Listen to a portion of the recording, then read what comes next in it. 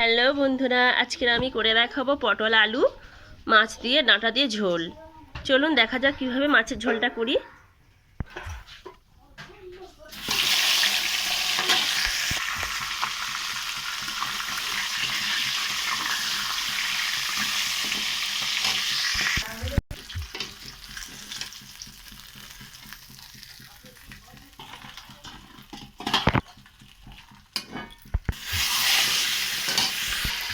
মাছটা ভাজা হচ্ছে, সেই ফাঁকে আমি গোটা মশলাগুলো শিলে বেটে নিচ্ছি।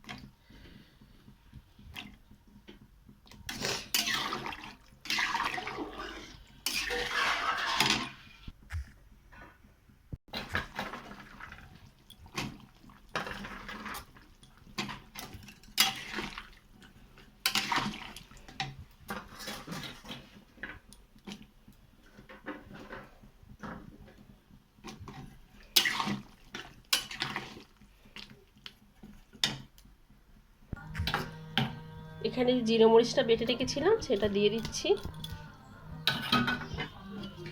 দিয়ে একটু ফুটিয়ে নেব। সব আলু ডাঁটা পটল সব সেদ্ধ হয়ে গেছে।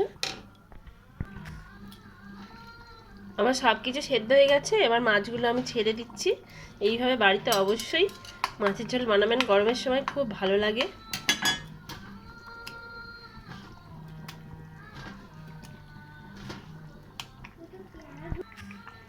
মাছ দেওয়ার পরে বেশিক্ষণ ফোটাবো না, 1 মিনিটের মতো ফুটিয়ে নামিয়ে নেব।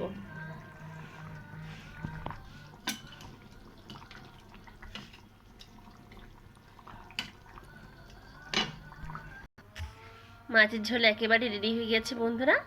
আজ এই পর্যন্ত, আবার দেখা হবে অন্য কোনো ভিডিওতে। টাটা।